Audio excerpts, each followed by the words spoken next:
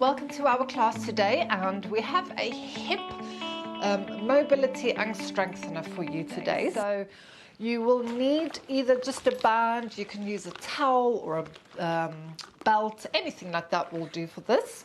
And that's all you need. I've got a little cushion just for my head, just in case I need it. Sometimes it's nice just to prop your head up on something depending on your neck. So shall we get started? We'll come down onto the back and yes. So just take a moment to find the right position for you. So sometimes we lie down and we dash straight into the exercises. So I want your pelvis to be nice and stable as we work through the next position. So I don't want your hips to be moving, okay, if possible. Obviously, they might move, but in your mind, I want you to try your best not to move. So we're going to take the band or towel or whatever you're using and just pop it over your right foot. And then take your right foot up towards the ceiling, and we're going to straighten the left. Now, if you find straightening the left leg makes this leg have to work too hard, or there's a lot of discomfort in your back, just have that left leg a little bit more bent, and that will help. Okay, it'll just give you a bit more space. Otherwise, take the left leg to the side and then gently flex the foot. And you're just going to put a little pressure down through that left heel, and you'll feel how the left leg gets a little bit of integrity, and you can feel the left bum cheek maybe firing up a bit. It's going to help to keep that pelvis still. So just a caution, if you've had a hip replacement on this side, when you take the right leg across the body, you don't want to lift the hip off of the floor, but the right foot, if there was a line on the left hip and taken across, that foot doesn't want to go any further than that line, okay? It just puts that femur bone into an odd position.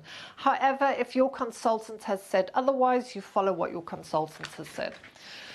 So having a straight leg will just help to stretch off those hamstrings, but for what I'm focusing on today, it really doesn't matter if that knee's slightly bent, because I'm focusing on what's going on within your hip, okay? So don't make it any harder than it has to be. You can hold your band close to the foot, or you can relax your elbows down to the side, entirely up to you. So we're going to start to go across the body first. So think of moving your foot to a 9 o'clock position. So 9 o'clock. Now we're going to take the foot towards the other one. Now it's up to you. You can do really big circles, or you can do small circles. But what I want you to pay attention to is the pelvis.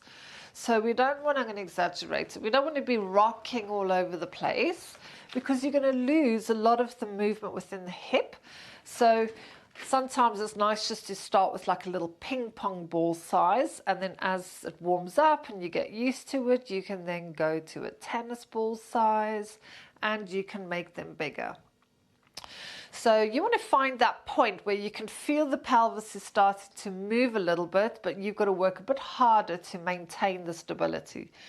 So we're just finding that little point just outside of the comfort zone. But like I said, for what I'm busy wanting today, I just want to get inside of that hip joint, give it a nice little massage. So you can imagine your femur bone is like a spoon stirring inside of a bowl of soup. And then change direction. And then I want you to pay attention. You can close your eyes if you want to. I can feel my hip is rocking on this side, but I do also know that I have a lot of tightness in my lower back on this side and in the hip. So even though I'm trying not to move it, I can still feel that there is movement going on. But as long as you're trying, you are still innervating those muscles. So don't be put off by it if you do feel like you are still wobbling, okay? The difference is, are you just lying there doing that and not really thinking about it? Then that's not what we're after.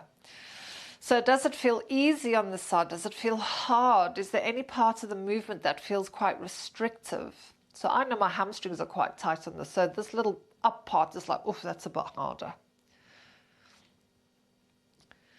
And then once the leg comes back to the center, bend your leg, pull the left foot in, bring the left foot up, pop it into the band, and then pop the right leg down. So again, you have the choice of having the right leg slightly bent, if that helps just give you some space around your lower back. Otherwise, you can straighten the right leg, take it slightly out to the side and just gently pushing into the floor. The left leg, we're just going to do the same thing. So be mindful if you've had a hip replacement on this side, the leg doesn't go past this imaginary line of your hip, and we want to make sure the pelvis stays nice and still. So think of the ball size again, either a little ping pong ball. I like to start small and go big, and then really focus on pulling in the pelvis. So I like to think of a heavy belly, so almost like your tummy's really heavy, pushing the lower back into the floor. So I find it a bit easier to stabilize on this side. So maybe I'll go a little bit bigger. You want to find that little point just outside of the comfort zone. So where you can keep it still, and then find that point. It's like, oh, I can feel the movement of the pelvis now, and then hold it there and try and keep it still. So we've got to work a little bit harder. Like I said, your circles can be really big, they can be really small. Just keep the hips as still as you can. Change direction. And then comparing this side to the other side, how does it feel? So I know my left side is my more flexible side. And if you had more time in your day, before you move on to the next exercise, you could pause the video and do more circles on the side that feels the most restrictive. So if I was going to do more, I'd go back to the right leg. And then bring the leg back up, give it a little bend, and then take your equipment off, whatever you're using, and then just have a little rock from side to side. I do love this, especially if you're on a hard surface. It really does give that sacroiliac joints and lower back a nice massage. So we'll be coming onto the side, and we're going to pop the bottom arm in that position. So I like to have that cushion over there, particularly for someone like me who has a long neck. These kind of positions can be quite uncomfortable because there's a lot of neck to put on the floor. Oh dear. It's like I've got arms like an orangutan and a neck like a giraffe. So we're going to come into what's called an oyster or a clam. This is a fantastic exercise for strengthening the glutes, but also allowing movement within the hip. So if you've had a hip replacement, this is a fantastic exercise. In fact, your physio might even recommend it to you. So the first thing we want to check is that the top hip is above the bottom hip. So the hip doesn't want to be rolling forward, and at the same time the hip doesn't want to be going back. You can see what it does to the legs. So the top knee wants to be on top of the bottom one, and then just drop those feet in behind the bum a little bit. I love using my hand with this because it's going to give you a lot of feedback. So where you've got your hip bone over there, that's where you're going to put your fingers, and then just pull that top shoulder down the back. So gently squeeze your feet together, and can you feel your inner thighs engage? You might even feel your pelvic floor working. I didn't know you could work your pelvic floor just by squeezing your feet. Now from here, take the top knee up towards the ceiling, but keep this little engagement going on with your feet. And you're going to take this knee as high as you can before you feel your fingers roll back. Okay, so you want to find that point before. Give your bum a squeeze, give the muscles a squeeze, and then bring it back down again. So taking the leg up, find that point. Can you go a little deeper? Squeeze, but try not to let the hip bone go back. You almost want to think of actively pushing it forward, and then bring it down. Now, each time you take that leg up, can you go a little bit further? And the answer might be no, that's fine. But as always, we don't want to find this range of motion where it's easy. We want to find that point just beyond where it's more challenging, outside of that comfort zone, so that we can get stronger. So for me, that's like a normal. Now I'm going to try and take it further without letting that hip move as much as I can. So it might move a little bit, but I'm trying to keep it still. That's the most important thing, because your brain still innervates those muscles. So take it up, find the point. Now I'm going to try and go a little further, squeeze in the bum and the thigh, like I can feel I'm wobbling there. Let's do 2 more. Taking it up, find your point, squeeze. Can you take it further? Oh, this is almost like a cramp in the bum. So Joseph Pilates never used to do hundreds and hundreds of reps of his things, because if you were engaging all the muscles as much as you should, like I can feel my calf working, then you wouldn't need to do 150 reps. Whew. So just give your bum a little squeeze, or a little rub, or a little punch. Good. And then we're going to do the other side.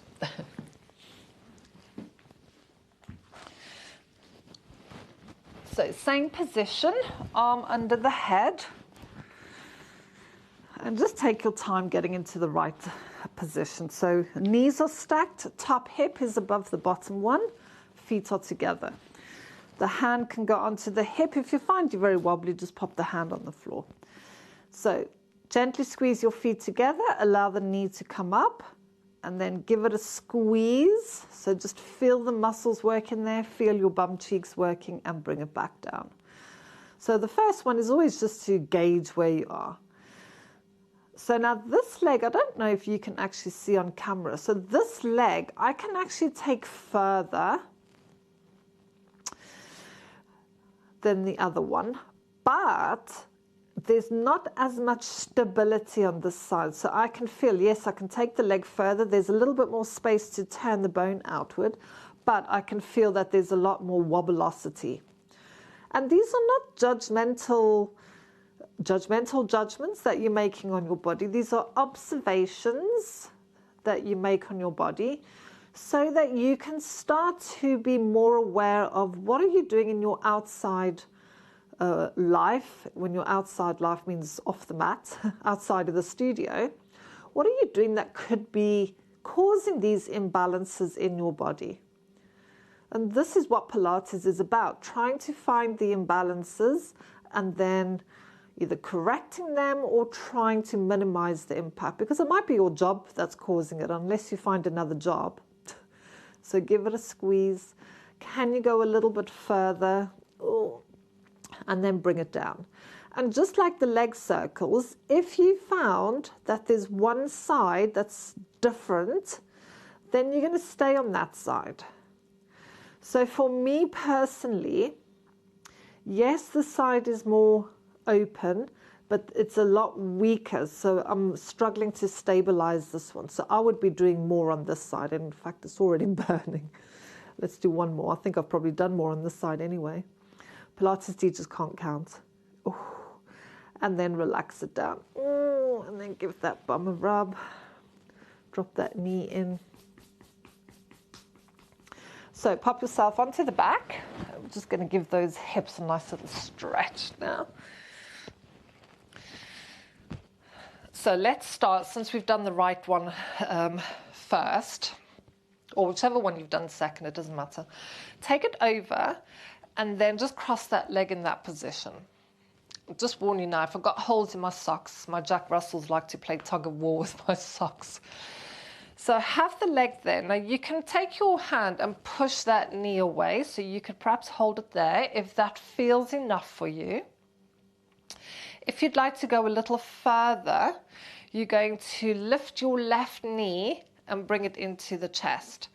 Now, before you lift, I want you to make sure that your ankle is on the outside of that left knee, so that your foot isn't bending like that. You're not sickling that ankle. So make sure the ankle bone is on the outside of that left knee, and then keep flexing that foot. It's going to keep the tracking of the knee in the right place. Then bring your knee in towards your chest. So whichever leg you're holding on to, you can either hold behind the leg or you can hold the front of the leg. I've got long arms, so I can reach there. So it might be that you need to hold on there. Now you might have short arms and you might have a belly in the way or whatever. You can use your strap to hold on to it as well. Okay, you can also pop a little block under the head. That's going to give you a bit more arm length. So we are just going to hold this position here. So take a deep breath in, and then as you exhale, just gently, gently hug that left knee in, or the bent, the leg that you're holding. Be mindful that you don't rock over to the side, because your brain will try and make this easy. So keep this knee in alignment with the shoulder. It's going to keep the pelvis facing forward. Good. And then release the foot back down. Switch sides. So bend the leg, cross it over the other one. Your ankle bone is on the outside of the knee. Flex your foot. You can either just hold it there, or if you want to go one step further, ooh, oh, and then put it in there. So my body is as stiff as an ironing board at the moment. I have, as many of you might know, injured my foot for about 3.5 months now, so I've not been able to do much yoga, which I tend to do more yoga for stretching.